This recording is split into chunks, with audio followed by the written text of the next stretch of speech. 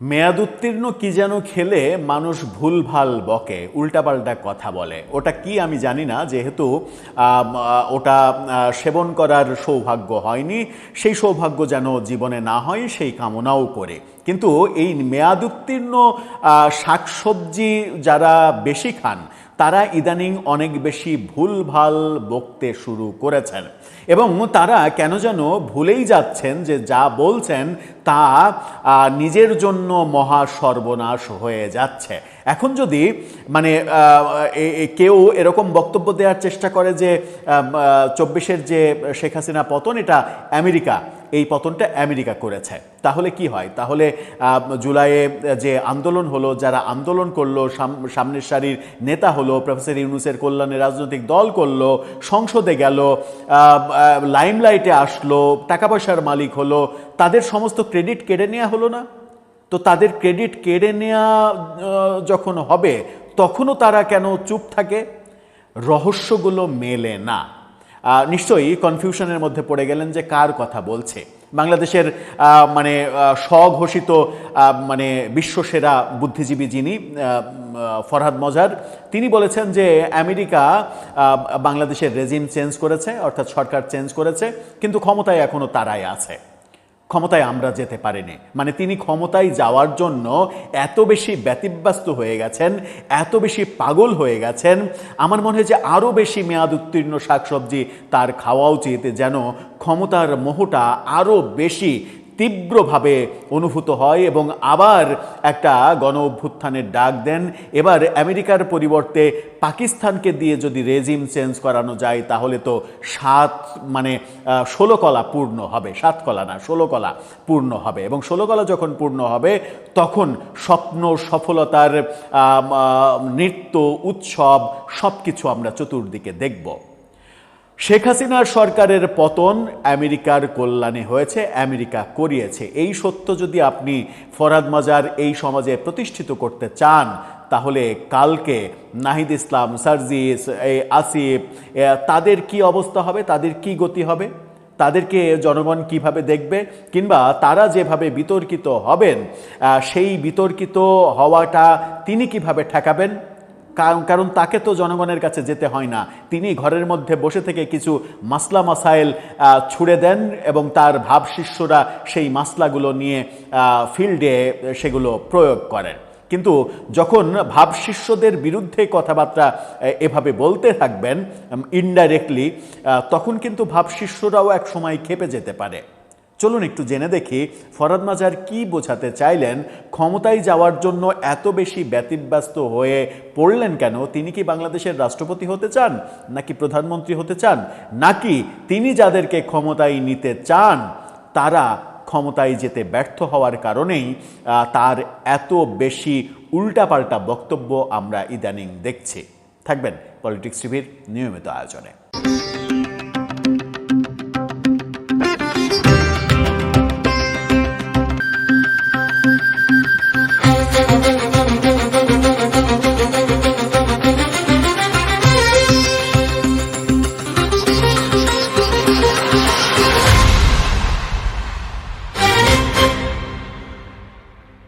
দর্শক, বলছিলাম মেয়াদ উত্তীর্ণ শাকসবজির যে এফেক্ট, সেই এফেক্টের কথা। আমি জানি না, মানে শাকসবজি তো আমরা সবাই খাই। এখন বাজার থেকে টাটকা শাক এনে খেলে পেটের এক ধরনের অবস্থা হবে, মস্তিষ্কের এক ধরনের অবস্থা হবে। মানে মেয়াদ উত্তীর্ণ শাক পাতা যদি এনে খাই তাহলে অন্যরকম হবে। আবার সেই শাক পাতা যদি রান্না করার পরিবর্তে পুড়িয়ে খাই তাহলে ব্যাপারটা আরও ভিন্ন হবে। ফরহাদ মজার কি বলছেন শুনুন। ঢাকা পোস্টের এই শিরোনামটা দেখে নিন। সেখানে বলা হচ্ছে, যুক্তরাষ্ট্র এখানে রেজিম চেঞ্জ করেছে, তারাই এখন ক্ষমতায় রয়েছে।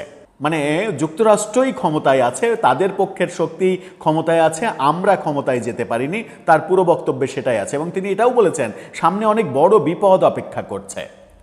মানে তার মানে লোকজন, তার সাঙ্গপাঙ্গরা ক্ষমতায় না যাওয়া পর্যন্ত বাংলাদেশের নাকি বিশাল বিপদ অপেক্ষা করছে। তার মানে কি তার এই বক্তব্যের সারসংক্ষেপে এটাই অর্থ দাঁড়ায় যে আওয়ামী লীগ সরকারকে বিদায় করার পরে এবার বিএনপিকে বিদায় করার মানে অভিযানে তারা নামছে এবং বিএনপিকে বিদায় করে তারা রাষ্ট্র ক্ষমতা দখল করতে চায়?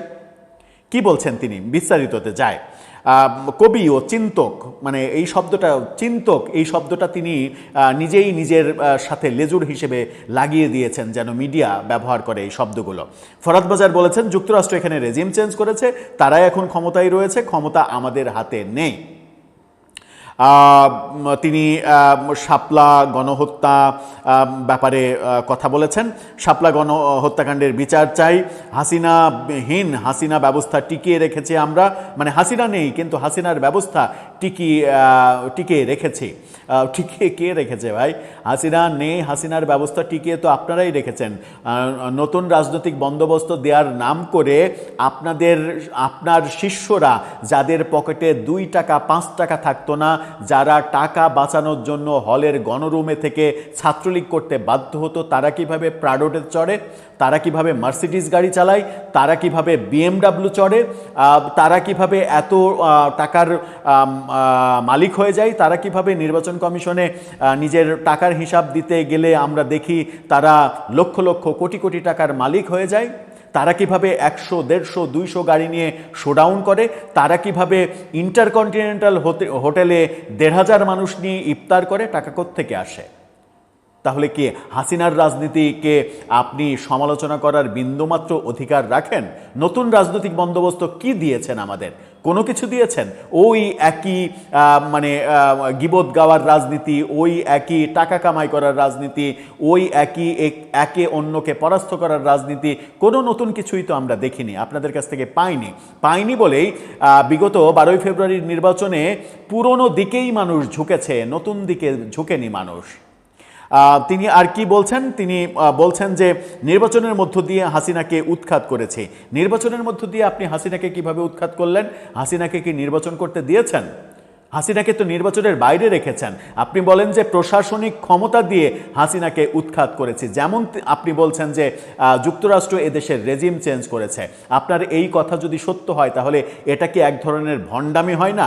এটা মানে ব্যাপারটা এরকম হয়ে যায় না যে শেখ হাসিনা বিরোধী বাংলাদেশে যে আন্দোলন হলো, সেই আন্দোলনগুলো যুক্তরাষ্ট্রের টাকাতে পরিচালিত হয়েছে, এই আন্দোলনের পেছনে প্রচুর অর্থলগ্নি হয়েছে এবং সেই অর্থলগ্নি মানে যুক্তরাষ্ট্র থেকে আসা টাকাগুলো আপনি নিজে হাতে বিতরণ করেছেন। তাহলে আপনি জানেন কিভাবে যে যুক্তরাষ্ট্র শেখ হাসিনার রেজিম চেঞ্জ করেছে? অন্য আরেকটা দেশ আমার দেশের রেজিম কিভাবে চেঞ্জ করে?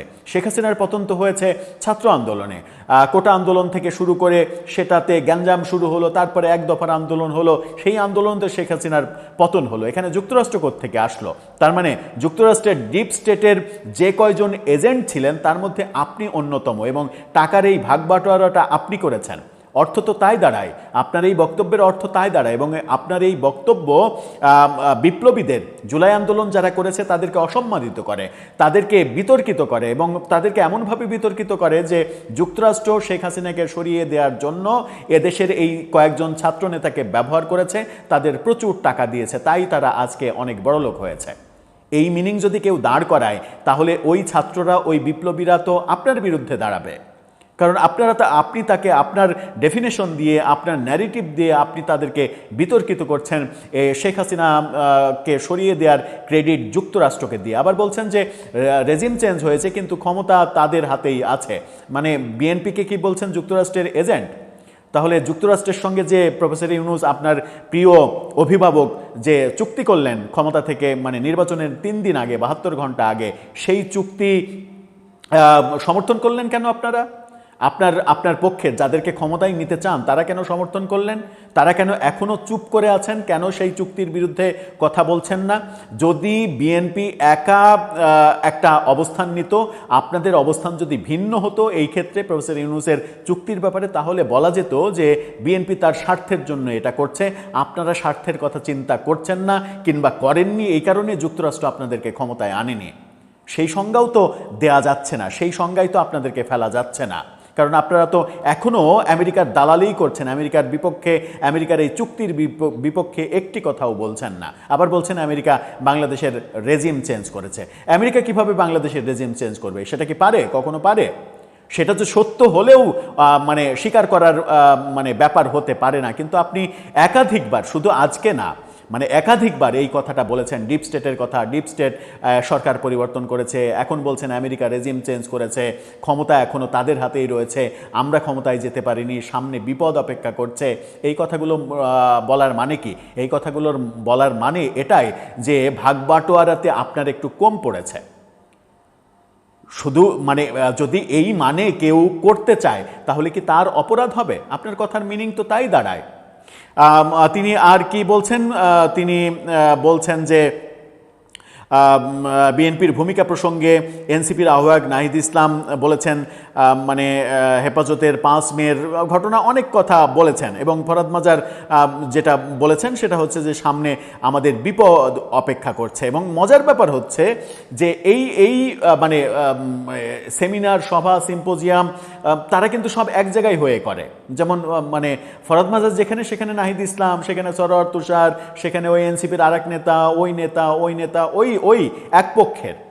এবং সবথেকে মজার ব্যাপার হচ্ছে তিনি ওই বিপ্লবের নেতাদের পাশে বসিয়ে রেখে বলছেন যুক্তরাষ্ট্র বাংলাদেশের রেজিম চেঞ্জ করেছে। বিপ্লবীদের ডাইরেক্ট তিনি অপমান করছেন। এই অপমান করার মানে ইয়েটা, মানে কি বলবো, যে ক্ষমতাটা তাকে কে দিল? তিনি কি ইচ্ছা করলেই বাংলাদেশের এত বড় একটা বিপ্লব, যে বিপ্লবকে মহান মুক্তিযুদ্ধের চাইতে কখনো কখনো বড় করে দেখার চেষ্টা করা হয়, সেই বিপ্লবের মহানায়কদের তিনি কলঙ্কিত করে আমেরিকাকে ফুল ক্রেডিট দিতে চাচ্ছেন যে শেখ হাসিনাকে আমেরিকা তাড়িয়েছে? আমেরিকায় যদি তাড়ায় তাহলে নাহিদ, সার্জিস, হাসনাত তারা কি করেছে? তারা কি ওই হারুনের ভাতের হোটেলে সত্যি সত্যি দাওয়াত খেয়েছে? দর্শক, আপনার কাছে কি মনে হয়? আপনার মতামত জানিয়ে লিখতে পারেন আমাদের কমেন্ট বক্সে।